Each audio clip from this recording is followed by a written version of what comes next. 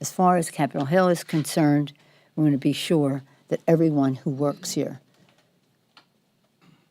who might be a victim of this, whether it's staff to staff, member to member, understands it's all over.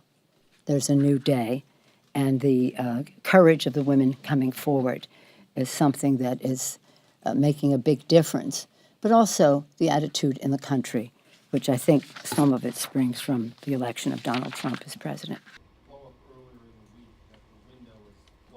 I said he should resign. Have you relayed that to him? I'm saying it to you right now.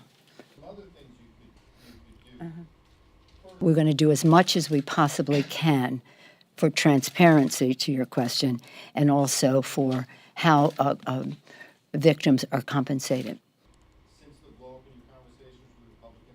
We were going to talk to the president respectfully, but also in doing so, make the case for why the caps have to have the parity that we have talked about, because our national security and the strength of our country, measured in a number of different ways, depends on it.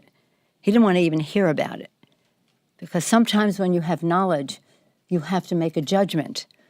And you can't make judgment. How can your judgment be respected if you don't even know what you're talking about? Consequences for America's working families. The Republicans have the majority in the House and the Senate and the White House. The responsibility to keep government open is theirs in the majority. And it's up to them to keep government open. I'm not saying what I'm going to vote on any bill until I see it, because they keep changing. Marion Brown, is that her name, I think? I heard what she said this morning on NBC. No one should have to go through something like that, let alone here in Congress. So, yes, I think he should resign. I think he should resign immediately. I've just been briefed on the torrent of allegations, and I think he should. Well, it would be nice if they show up to meetings. It would be nice that our Democratic leadership counterparts would actually participate in the negotiations that are necessary to not just keep the government open, but to get a cap agreement. I don't know why they decided not to show up for these negotiations.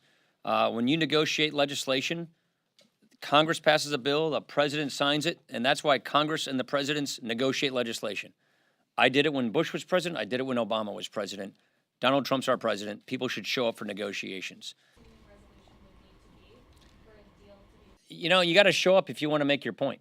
And I don't think Democrats are in a very good position to be making demands if they're not even going to participate in the negotiations that are necessary to move legislation forward and to solve problems.